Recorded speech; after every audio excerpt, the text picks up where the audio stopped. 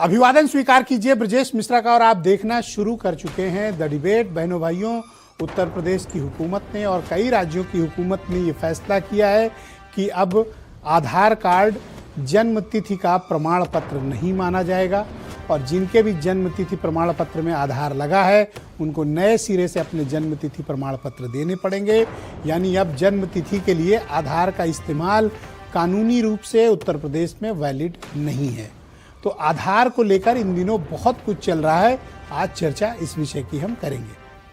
बहनों भाइयों, ऐसा प्रतीत होता है कि आधार निराधार हो रहा है। आधार का आधार खत्म होता दिखाई दे रहा है। 2008 में जब इसे लॉन्च किया गया था तो ये कहा गया था कि भारत में प्रत्येक नागरिक को हम अमेरिका और यूरोप की तरह एक यूनिक आइडेंटिफिकेशन नंबर देंगे ताकि हमें हर एक व्यक्ति का बायोमेट्रिक, उसकी संपूर्ण जानकारी जो सरकार को चाहिए, उसका क्वालिफिकेशन, उसका नाम, उसका पिता का नाम, उसकी बायोमेट्रिक्स, उसकी सारी डिटेल्स उस आधार कार्ड में मौजूद होगी। उसको नाम दिया गया यूनिक आइडेंटिफिकेशन कार्ड, जिसका प्रचलित नाम है आधार। बहन भाइयों, इस आधार को लेकर बहुत बातें हुई थी और आधार की प्रक्रिया को पूरे देश भर में जोड़ा भी गया, चाहे वो बैंकिंग सिस्टम हो, ट्रैवलिंग सिस्टम हो, इसके अलावा फिनेंशियल सिस्टम हो, सोशल सिस्टम्स हो, इंश्योरेंस सेक्टर हो, हर क्षेत्र में उसका इस्तेमाल हुआ और ये एक बहुत बेहतरीन सिस्टम साबित हुआ जिसकी दुनिया भर में बेहद प्रशंसा हुई।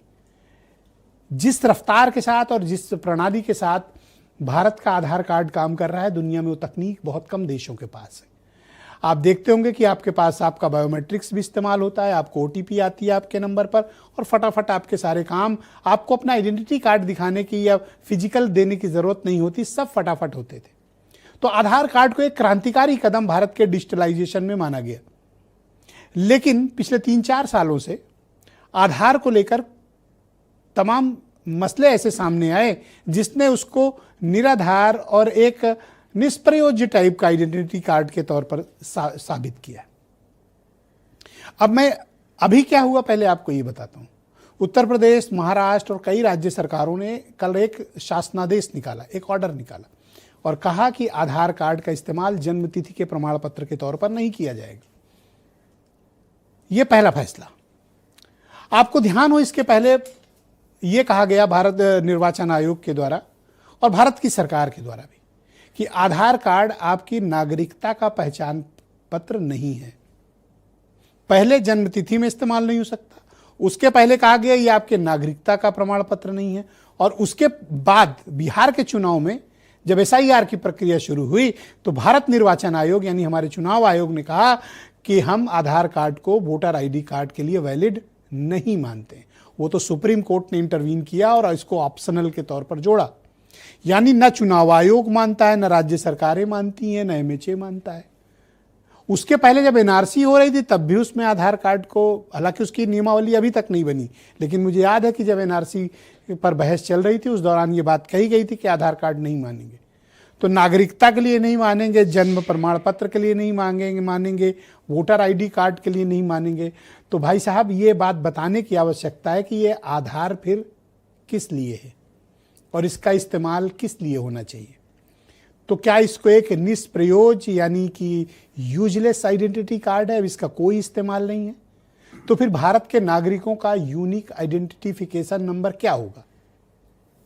यह भी एक गंभीर प्रश्न चिन्ह है, क्योंकि विकल्प के रूप में आपके पास क्या है? अगर आप आधार को रिप्लेस करना चाहते हैं, आधार की चीजों को नहीं मानते हैं, तो फिर जब भारत की सरकार इसे नहीं मानती है, उत्तर प्रदेश की सरकार नहीं मानती है, कई राज्य की सरकारें नहीं मानती हैं, एमएचए भी इस पर सवाल उठाता है, भारत का चुनाव आयोग भी सवाल उठाता है, तो इसका मतलब कि ये ऐसा डॉक्यूमेंट नहीं है जिसके वैलिड के तौर पर आप इसे इस्तेमाल कर सकें।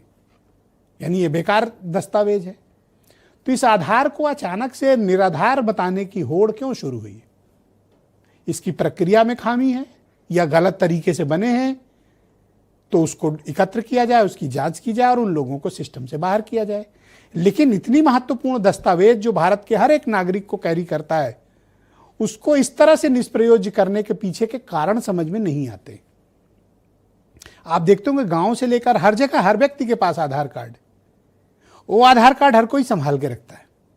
क्यों? क्योंकि इसका इस्तेमाल है। वो हर एक नागरिक को, भारत के हर एक व्यक्ति को एम्पावर्ड करता है, वो संपूर्ण जानकारी होती है उसमें। तो उसको अचानक से डाइल्यूट कर देना, हल्का कर देना, तमाम जगहों पर उसे इनवैलिड कर देना, इससे आधार कार्ड की लीगल वैलिडिटी सवालों के घेरे में है।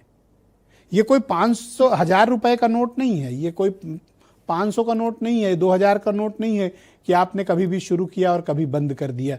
ये भारत के करोड़ों लोगों के पास है और लोगों के बीच जब से ये आदेश आया है, काफी चिंता का विषय लोग व्यक्त कर रहे हैं कि फिर हम आइडेंटिटी कार्ड के तौर पर क्या दस्तावेज इस्तेमाल करें। लोग कहते हैं पासपोर्ट कितने लोगों के पास है, फिर कहते हैं कि वो हाई स्कूल का सर्टिफिकेट। क्या भारत में सबने हाई स्कूल किया हुआ है? एक बहुत बड़ी आबादी इस देश में पढ़ी लिखी नहीं है। तो बिना विकल्प को तैयार किए किसी लीगल दस्तावेज को इस तरह से डाइल्यूट और इनवैलिड किए जाने पर आज की ये डिबेट मैंने आयोजित की है, ताकि इस पर खुलकर एक चर्चा हो कि आधार को निराधार करने की कोशिश क्यों हो रही है। आप कुछ बयान सुने। देखिए, फ्रॉडगिरी बंद हो जाएगी ना। सबसे बड़ी बात यह है कि मोहम्मद आजम खां जैसे लोग अपने बेटे को विधायक बनाने के लिए जब पैन कार्ड बदलवा करके उम्र घटा देते हैं, तो इससे ये एक संदेश जा रहा है। अच्छा फैसला है और इसका सबको वेलकम करना चाहिए। आधार मान लिया जाता तो जनता को बहुत सुविधा हो सकती है, लेकिन अब 12 विकल्प दिए हैं, तो जब 12 विकल्प को जब नहीं कहीं पर नोटिस मिलेगा, तो जो 12 विकल्प मिले हैं उनसे पूरी की जाएगी, मेहनत पड़ेगी। तो बहनों भाइयों, आज की इस पर चर्चा को हम आगे बढ़ाएंगे। संजय सिंह भारतीय जनता पार्टी के लीडर और प्रवक्ता हैं, आसिम वकार MIM के राष्ट्रीय प्रवक्ता, IP सिंह समाजवादी पार्टी के राष्ट्रीय प्रवक्ता हैं, और मैंने विशेष रूप से आज दीपक सिंघल साहब को भी आमंत्रित किया है। उत्तर प्रदेश की सरकार में चीफ सेक्रेटरी रह चुके हैं। डॉक्टर अजय उपाध्याय कांग्रेस कमेटी के प्रवक्ता मेरे साथ इस कार्यक्रम का हिस्सा हैं, थोड़ी देर में हमें ज्वाइन करेंगे। और सुनील शुक्ला जाने माने पत्रकार, वीरेंद्र सिंह जी हमारे स्टेट हेड, आप सभी का शुक्रिया और धन्यवाद। संजय